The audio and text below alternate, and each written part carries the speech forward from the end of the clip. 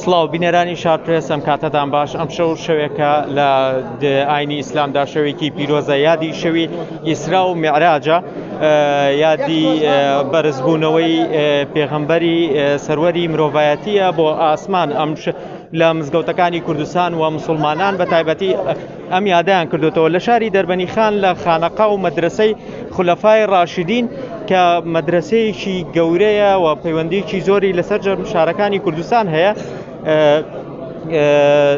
ئەم یادە کراوەتەوە. ئێستا شێخ محەممەد سەرپەرشیاری مەدرسەی خولەفای ڕاشیدینمان لەگەڵایە. کاک شێخ ئەم کاتە باش. هەموو کاتێک ئەسەلامو عەلەیکم. زۆر سپاس دەکەین بۆ ئامادەبوون. ئەتوانی باسی ئەم شەوەمان بۆ بکەین. ئەم شەو شەوی میعراجە، شەوڕەیی پێغەمبەریانە صلی الله عليه وسلم کە خوای تەعالا بە گەورەترین خەڵات لە دوای معجزە لە دوای قورئانی پیرۆز ئەم معجزەیە کە مجرەی ئیسرا میعراجە کە هەر نەسی ئایەتێک و یەکێک لە سورەتەکانی قورئانی پیرۆز بە ناوی سورەی ئیسراوە لە قورئانی پیرۆزە هاتووە و ئەوەڵ ئایەتی سبحان الذي أسرى بعبده ليلا من المسجد الحرام إلى المسجد الأقصى الذي باركنا حوله لنوريه من آياتنا إنه هو السميع العليم.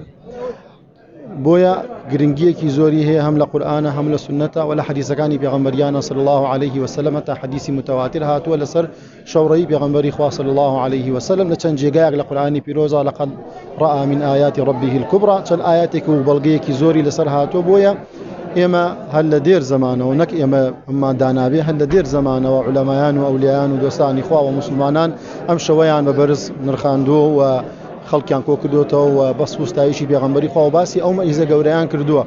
و ئێمەش هەر لەسەر دەستوری جەنابی باوکم بە ڕەحمەت بێ کە ئەویش لە حەزەتی شاح عوسمانی بیارە و قەدەس الله سرەکە مرشدمانە لە ئەو وەریگرتووە. الحەمدولله کە ئێمە هەر ئیدامەمان پێداوە و شەوی ئیسرا میعراج مسلمانان لە زۆربەی شار و شارشەکان هەتا لە وڵاتانی دەرەوەیش تەشریفیان هاوردوو دەهاتن ئیمساڵ بەهۆی ئەوەی کە وەزع ڕووی داوە تۆزێک لە وڵاتانی دەرەوە کەمتر خەڵک هاتەوە، بەڵام لە زۆر شارەکان هەتا لە خواروی عێراق کە یەکێک لە دیارترین عالمی گەورە کە شێخ مطلقە تەشریفی هێناوە زۆربەی لە شارەکان الحەمدولله تەشریفیان هێناوە. ئیمشەو لێرەدا بە خزمەتیان شاد بن و پێکەوە شەوێکی عیرفانی و ڕۆحیمان بەسەر برد و ئینشاءالله داواکارم لە خوای تەبارەک و تەعالا ئەم شەوە پیرۆزەمان لێ قبوڵ بکە و بیکاتە خێر و خۆشی بۆ کوردستان و بۆ هەموو لایەکان. پەیام بۆ مرویدانی تەریقەتی نەقشبەندی و سۆفیەکان کە تابعی مەدرسەکەی جەنابتانن چییە لەم کاتا کە کوردستان لە دۆخێکی بڵین قەیرانە و لە دۆخێکی نەخوازرا و تەنگەژەرێک لە نێوان پارتە سیاسەکانیش هەیە؟ ئێمە وەکو تەریقەتی نەقشبەندی و وەکو خاوەنی تەسەووف و ئەوانەی کە لەسەر ڕێبازی تەسەووف و تەریقەتن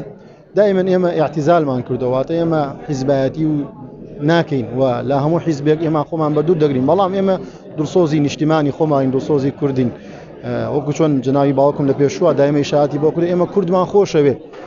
و هیچ حیزبێکیش نین، بەڵام داوا دەکەین لە هەموو کوردستان و هەموو مسلمانان بە تایبەتی ئەهلی تەسەووفکەوە لە هەموو کاتەکانە خۆیان لە هەموو ناڕەحەتی و لە هەموو دووبەرەکی و لە هەموو شتێک